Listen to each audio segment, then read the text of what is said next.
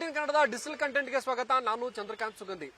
ರಾಜ್ಯದಲ್ಲಿ ಸಚಿವ ಸಂಪುಟ ವಿಸ್ತರಣೆಗೆ ಕಸರತ್ತುಗಳು ನಡೀತಾ ಇದ್ದು, ಇವತ್ತು ಸಂಜೆ ಅಥವಾ ನಾಳೆ ಬೆಳಗ್ಗೆ ಅಷ್ಟೊತ್ತಿಗೆ ಹೊಸ ಸಚಿವರು ಯಾರೆಲ್ಲ ಸಂಪುಟವನ್ನು ಸೇರ್ತಾರೆ ಅಂತಕ್ಕಂಥ ಪೈಟಿ ಫೈನಲ್ ಆಗಲಿ. ಈ ನಿಟ್ಟಿನಲ್ಲಿ ಮುಖ್ಯಮಂತ್ರಿಗಳು ಮತ್ತು ಮಾಜಿ ಮುಖ್ಯಮಂತ್ರಿ ಸಿದ್ದರಾಮಯ್ಯನವರು ಕೂಡ ದೆಹಲಿಗೆ ಭೇಟಿ ಕೊಟ್ಟು ವಾಪಸ್ ಬಂದಿರತಕ್ಕಂಥದ್ದು ಮತ್ತು ದೆಹಲಿಯಲ್ಲಿ ಅನೇಕ ಮಹತ್ವದ ಬೆಳವಣಿಗೆಗಳು ನಡೀತವೆ. ರಾಜ್ಯದ ಅನೇಕ ಶಾಸಕರು ಈಗಾಗಲೇ ದೆಹಲಿಯಲ್ಲಿ ಬೀಡು ಬಿಟ್ಟು ತಮ್ಮ ಮುಖಂಡರ ಮೂಲಕ, ತಮ್ಮ ನಾಯಕರ ಮೂಲಕ ಮಂತ್ರಿಗಿರಿಗಾಗಿ ಲಾಬಿಯನ್ನ ಮಾಡ್ತಾ ಇದ್ದಾರೆ. ಈ ನಡುವೆ ಖಾಲಿ ಉಳಿದಂತ 20 ಸ್ಥಾನಗಳ ಪೈಕಿ 18 ಸ್ಥಾನಗಳು ಭರ್ತಿಯಾಗುವಂತ ನಿರೀಕ್ಷೆಗಳಿದೆ. ಅದರ ಜೊತೆಗೆ 2 ಹೊಸ ಡಿಸಿಎಂ ಹುದ್ದೆಗಳನ್ನ ಸೃಷ್ಟಿಯಾಗುವಂತಹ ಒಂದು ಸಾಧ್ಯತೆಗಳಿದೆ. ಡಿಸಿಎಂ ಹುದ್ದೆಗೆ ಯಾರೆಲ್ಲ ಆಕಾಂಕ್ಷಿಗಳಿದ್ದಾರೆ ಮತ್ತು ಯಾರು ಡಿಸಿಎಂ ಹುದ್ದೆಯನ್ನ ಕ್ಲೇಮ್ ಮಾಡ್ತಿದ್ದಾರೆ ಅಂತ ಹೇಳ್ತೀನಿ. ಅದಕ್ಕೂ ಮೊದಲು ನ್ಯೂಸ್18 ಕನ್ನಡದ ಯೂಟ್ಯೂಬ್ ಚಾನಲ್ ಸಬ್ಸ್ಕ್ರೈಬ್ ಮಾಡಿ, ಹಾಗೆ ಬೆಲ್ ಐಕನ್ ಒತ್ತೋದನ್ನ ಮರೆಯಬೇಡಿ. ನ್ಯೂಸ್18 ಕನ್ನಡದ ಇನ್ಸ್ಟಾಗ್ರಾಮ್ ಮತ್ತು ಫೇಸ್ಬುಕ್ ಪೇಜ್ ಅನ್ನ ಫಾಲೋ ಮಾಡಿ. ರಾಜ್ಯದಲ್ಲಿ ಡಿ ಕೆ ಶಿವಕುಮಾರ್ ಇನ್ನು ಮುಖ್ಯಮಂತ್ರಿಯಾಗಿ 1 ತಿಂಗಳು ಗಿಂತಲೂ ಹೆಚ್ಚು ಕಾಲ ಕಳೆದಿರತಕ್ಕಂಥದ್ದು. ಇನ್ನು ಸಚಿವ ಸಂಪುಟ ವಿಸ್ತರಣೆಗೆ ಒಂದಿಲ್ಲ ಒಂದು ವಿಘ್ನಗಳು ಬರ್ತಾ ಇವೆ. ಇತ್ತೀಚೆಗೆ ದೆಹಲಿಯಲ್ಲಿ ನಡೆದಂತಹ ಪ್ರತಿಭಟನೆ ವೇಳೆಯಲ್ಲಿ ಈ ಒಂದು ಮಾತುಕತೆ ಮುಂದೂಡಿಕೆಯಾಗಿತ್ತು. ಇವತ್ತು ಸಂಜೆ 4:30ಕ್ಕೆ ಮಹತ್ವದ ಮಾತುಕತೆ ದೆಹಲಿಯಲ್ಲಿ ನಡೆದಿದೆ. ದೆಹಲಿಯಲ್ಲಿ ದೆಹಲಿ ನಾಯಕರ ಲೆಕ್ಕಾಚಾರ ಮತ್ತು ರಾಜ್ಯ ನಾಯಕರು ಎಲ್ಲರೂ ಕೂಡಿ ಇವತ್ತು ಹೊಸ ಸಚಿವರ ಆಯ್ಕೆಗೆ ಅಂತಿಮ ಒಂದು ಮುದ್ರೆಯನ್ನು ಒತ್ತಲಿದ್ದಾರೆ ಅಂತಕ್ಕಂಥ ಮಾಹಿತಿಗಳು ಲಭ್ಯವಾಗಿವೆ. ಪ್ರಮುಖವಾಗಿ ಏನು ಅಂತಂದ್ರೆ, ಖಾಲಿ 20 ಸಚಿವಗಿರಿಗಳು ರಾಜ್ಯದಲ್ಲಿ ಖಾಲಿ ಉಳಿದೆ. ಆ ಪೈಕಿ 18 ಸ್ಥಾನಗಳನ್ನ ಭರ್ತಿ ಮಾಡಲಿದ್ದಾರೆ ಅಂತಕ್ಕಂಥ ಮಾಹಿತಿಗಳಿರ್ತಕ್ಕಂಥದ್ದು. 2 ಸ್ಥಾನಗಳನ್ನ ಖಾಲಿ ಇಡಕ್ಕೆ ತೀರ್ಮಾನವನ್ನ ಮಾಡಲಾಗಿರ್ತಕ್ಕಂಥದ್ದು. ಈಗಾಗಲೇ ಎಐಸಿಸಿ ಸಚಿವಗಿರಿಗಾಗಿ ಈ ಬಾರಿ ಅನೇಕ ಮಾನದಂಡ ಉಳಿಸಿರ್ತಕ್ಕಂಥದ್ದು. ಹೊಸಬರಾಗಿರ್ಬೋದು, ಹೊಸ ಮುಖ ಆಗಿರೇ 2-3 ಬಾರಿ ಗೆದ್ದಿರಬೇಕು ಮತ್ತು ಜಾತಿ, ಪ್ರದೇಶವಾರು, ಈ ರೀತಿ ಹಲವು ಲೆಕ್ಕಾಚಾರ ಆಗಿರ್ತಕ್ಕಂಥದ್ದು. ಮತ್ತು ಅನೇಕ ಹಿರಿಯ ಶಾಸಕರಿಗೆ ಈ ಬಾರಿ ಶಾಕ್ ಎದುರಾಗುವಂತ ಸಾಧ್ಯತೆ ಇದೆ. ಯಾಕಂದ್ರೆ ಸಂಪ್ರದಾಯವಾಗಿ ಕಾಂಗ್ರೆಸ್ ಸರ್ಕಾರ ಬಂದ ಸಂದರ್ಭದಲ್ಲಿ ಕೆಲವರು ಪ್ರತಿ ಬಾರಿಯೂ ಕೂಡ ಸಚಿವರಾಗ್ತಿದ್ರು. ಆ ಎಲ್ಲ ಸಚಿವರಿಗೆ ಈ ಬಾರಿ ಒಂದು ಶಾಕ್ ಎದುರಾಗಲಿದೆ. ಅವ್ರನ್ನ ಹಿರಿಯರನ್ನ ಪರಿಗಣಿಸಿ ಅವ್ರನ್ನ ಸಚಿವ ಸಂಪುಟದಿಂದ ದೂರ ಇಡುವಂತ ಸಾಧ್ಯತೆಗಳಿಗಾಗಲೇ ಮೊದಲ ಹಂತದಲ್ಲಿ ಸುಮಾರು 13 ಜನ ಸಚಿವರು ಮತ್ತು ಮುಖ್ಯಮಂತ್ರಿ ಡಿ ಕೆ ಶಿವಕುಮಾರ್ ಸಚಿವಗಿರಿಯನ್ನ ಸಚಿವ ಮತ್ತು ಮುಖ್ಯಮಂತ್ರಿಯಾಗಿ ಪ್ರಮಾಣವಚನ ಸ್ವೀಕರಿಸತಕ್ಕಂಥದ್ದು.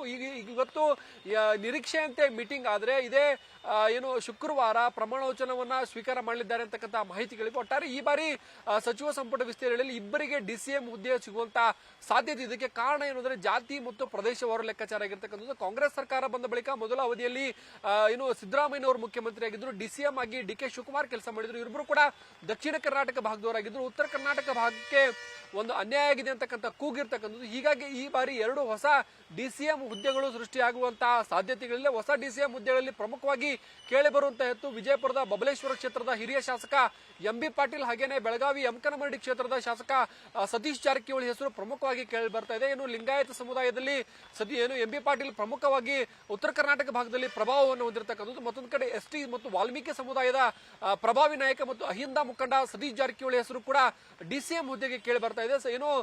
ರಾಜ್ಯದಲ್ಲಿ 16 ಎಸ್ಟಿ ಮೀಸಲು ಕ್ಷೇತ್ರಗಳು, ಈ ಬಾರಿ 15 ಜನ ಎಸ್ಟಿ ಶಾಸಕರು ಗೆದ್ದಿರತಕ್ಕಂಥದ್ದು ಕಾಂಗ್ರೆಸ್ನಲ್ಲಿ. ಅದರ ಪ್ರಮುಖವಾಗಿ ದೇವದುರ್ಗದ ಕರಿಯಮ್ಮ ನಾಯಕ್ ಜೆಡಿಎಸ್ ನಿಂದ ಬಿಟ್ಟರೆ ಇನ್ನುಳಿದೆಲ್ಲ ಕ್ಷೇತ್ರಗಳಲ್ಲೂ ಕಾಂಗ್ರೆಸ್ ಕ್ಲೀನ್ ಸ್ವೀಪ್ ಅನ್ನ ಮಾಡಿದೆ. ಮುಂದಿನ ಚುನಾವಣೆ ದೃಷ್ಟಿಯಿಂದ ಮತ್ತು ಸಂಘಟನೆ ಹಾಗೇನೆ ಸಮುದಾಯವನ್ನು ಹಿಡಿದಿಟ್ಟುಕೊಳ್ಳೋ ಕಾರಣಕ್ಕಾಗಿ ಈ ಬಾರಿ ಡಿಸಿಎಂ ಹುದ್ದೆ ಸತೀಶ್ ಜಾರಕಿಹೊಳಿಗೆ ಸಿಗುತ್ತೆ ಅಂತಕ್ಕಂಥ ಲೆಕ್ಕಾಚಾರ. ಸತೀಶ್ ಜಾರಕಿಹೊಳಿ ಕೇವಲ ವಾಲ್ಮೀಕಿ ಅಷ್ಟೇ ಅಲ್ಲದೆ ಹಿಂದುಳಿದ ಅಹಿಂದ ನಾಯಕರಾಗಿ ಈಗ ಗುರುತಿಸಿಕೊಂಡಿರ್ತಕ್ಕಂಥದ್ದು. ಅಹಿಂದ ಸಂಘಟನೆಯನ್ನ ರಾಜ್ಯದ ಪ್ರತಿ ಜಿಲ್ಲೆಯಲ್ಲೂ ಕೂಡ ಮಾಡ್ತಿದ್ದಾರೆ. ನಿನ್ನೆ ಬೆಳಗಾವಿಯಲ್ಲಿ ಒಂದು ಅಹಿಂದ ಸಮಾವೇಶ ಮಾಡಲಾಗಿತ್ತು. ಅಹಿಂದ ಒಂದು ಚರ್ಚಾಗೋಷ್ಠಿಯಲ್ಲಿ ಯತೀಂದ್ರ ಸಿದ್ದರಾಮಯ್ಯ ಕೂಡ ಭಾಗವಹಿಸಿರ್ತಕ್ಕಂಥದ್ದು. ಹೀಗೆ ಪ್ರತಿ ಜಿಲ್ಲೆಯಲ್ಲೂ ಕೂಡ ಅಹಿಂದ ಸಂಘಟನೆಯನ್ನ ಸತೀಶ್ ಜಾರಕಿಹೊಳಿ ಈಗಾಗಲೇ ಕಟ್ತಾ ಇದ್ದಾರೆ. ಮತ್ತು ಜೊತೆಗೆ ಏನು ಅಂದ್ರೆ, ಪ್ರಾದೇಶಿಕವಾರು ಮತ್ತು ಜಾತಿ ಲೆಕ್ಕಾಚಾರ ಇಟ್ಕೊಂಡು ಮುಂದಿನ ಚುನಾವಣೆ ದೃಷ್ಟಿಯಿಂದ ಈಗ ಡಿಸಿಎಂ ಹುದ್ದೆ ಸೃಷ್ಟಿ ಮಾಡಕ್ಕೆ ಹೈಕಮಾಂಡ್ ಮುಂದಾಗಿದೆ ಅಂತಕ್ಕಂಥ ಮಾಹಿತಿಗಳು ಖಚಿತವಾಗಿ ಸಂಜೆಯ ವೇಳೆಗೆ ಈ ಒಂದು ಮಾಹಿತಿಗಳು ಹೊರಬೀಳ. ಪ್ರಮುಖವಾಗಿ ಈ ಬಾರಿ ಕೆಪಿಸಿಸಿ ಅಧ್ಯಕ್ಷ ಗಿರಿ ಮೇಲೆ ಕಣ್ಣಿಡಿದ ಸತೀಶ್ ಜಾರಕಿಹೊಳಿಗೆ ನಿರಾಸೆಯಾಗಿತ್ತು. ಸತೀಶ್ ಜಾರಕಿಹೊಳಿ ಅವರು ಕೆಪಿಸಿಸಿ ಇಲ್ಲವೇ ಸಚಿವಗಿರಿ ಆಯ್ಕೆ ಸಂದರ್ಭದಲ್ಲಿ ಅವರು ಸಚಿವರಾಗಿ ಮುಂದುವರಿಯುವಂತಹ ಒಂದು ತೀರ್ಮಾನವನ್ನ ಮಾಡಿದ್ರು ಮತ್ತು ಹೈಕಮಾಂಡ್ 2 ಹುದ್ದೆ ಒಬ್ಬರಿಗೆ ಕೊಡಲ್ಲ ಅಂತಕ್ಕಂಥ ಸ್ಪಷ್ಟ ಸಂದೇಶವನ್ನು ಕೊಟ್ಟಿದೆ. ಹೀಗಾಗಿ ಬಿ.ಕೆ. ಹರಿಪ್ರಸಾದ್ಗೆ ಈಗ ಕೆಪಿಸಿಸಿ ಹುದ್ದೆಯನ್ನು ನೀಡಲಾಗಿದೆ. ಬಿ.ಕೆ. ಹರಿಪ್ರಸಾದ್ ಕೂಡ ಮಂಗಳೂರು ಮತ್ತು ದಕ್ಷಿಣ ಕರ್ನಾಟಕ ಭಾಗದವರಾಗಿದ್ದು, ಉತ್ತರ ಕರ್ನಾಟಕ ಭಾಗದ ನಾಯಕರಿಗೆ ಯಾವುದೇ ಒಂದು ದೊಡ್ಡ ಹುದ್ದೆಗಳು ಸಿಕ್ಕಿಲ್ಲ ಅಂತಕ್ಕಂಥ ಒಂದು ಅಸಮಾಧಾನ ಇದೆ. ಮತ್ತು ಜೊತೆಗೆ ಮುಂದಿನ ಚುನಾವಣೆ ದೃಷ್ಟಿಯಿಂದ ಜಾತಿಯನ್ನ ಹಿಡಿದಿಟ್ಟುಕೊಳ್ಬೇಕಾದಂತ ಅನಿವಾರ್ಯತೆ ಕೂಡ ಕಾಂಗ್ರೆಸ್ ಇರ್ತಕ್ಕಂಥದ್ದು. ಈಗಾಗಲೇ ಒಕ್ಕಲಿಗ ಮತ್ತು ದಲಿತ ಸಮಾಜಕ್ಕೆ ಮುಖ್ಯಮಂತ್ರಿ ಮತ್ತು ಡಿಸಿಎಂ ಹುದ್ದೆ ಸಿಕ್ಕಿರ್ತಕ್ಕಂಥದ್ದು. ಈಗ ಎಸ್ಟಿ ಸಮಾಜಕ್ಕೆ ಒಂದು ಡಿಸಿಎಂ ಮತ್ತು ಲಿಂಗಾಯತ ಸಮುದಾಯಕ್ಕೂ ಕೂಡ ಒಂದು ಡಿಸಿಎಂ ಕೊಟ್ರೆ ಇದು ಪ್ರಾದೇಶಿಕವಾರು ಇದ್ದಿರ್ತಕ್ಕಂಥ ಒಂದು ಅಸಮಾಧಾನವನ್ನ ಸರಿದೂಗಿಸಬೇಕು ಅಂತಕ್ಕಂಥ ಲೆಕ್ಕಾಚಾರ ಈಗ ಕಾಂಗ್ರೆಸ್ ನಲ್ಲಿ ಇರ್ತಕ್ಕಂಥದ್ದು. ಹೀಗಾಗಿ ಏನಂತಂದ್ರೆ, ಸ್ಪೀಕರ್ ಹುದ್ದೆಗೂ ಕೂಡ ಈ ಹಿಂದೆ ದಿನೇಶ್ ಗುಂಡೂರಾವ್ ಹಾಗೆ ಎಚ್.ಕೆ. ಪಾಟೀಲ್ ಹೆಸರು ಕೇಳಿ ಬಂದಿತ್ತು. ಈಗ ಬದಲಾದ ಸನ್ನಿವೇಶದಲ್ಲಿ ಬಿ.ಆರ್. ಪಾಟೀಲ್ ಕಲ್ಯಾಣ ಕರ್ನಾಟಕ ಭಾಗದ ಪ್ರಮುಖ ಲಿಂಗಾಯತ ನಾಯಕ ಬಿ.ಆರ್. ಪಾಟೀಲ್ ಹೆಸರು ಪ್ರಮುಖವಾಗಿ ಕೇಳಿ ಬರ್ತಾ ಇದೆ. ಒಂದು ವೇಳೆ 2 DCM ಸೃಷ್ಟಿ ಆದ್ರೆ ಡಿ.ಕೆ. ಶಿವಕುಮಾರ್ ಅವಧಿಯಲ್ಲಿ 3 ಜನ DCM ಆಗಿ ಕೆಲಸ ಮಾಡಿದಂತಾಗುತ್ತೆ. ಹೀಗಾಗಿ ಈಗಾಗಲೇ ಅನೇಕ ರೀತಿಯ ಚರ್ಚೆಗಳು ನಡೀತಾ ಇವೆ.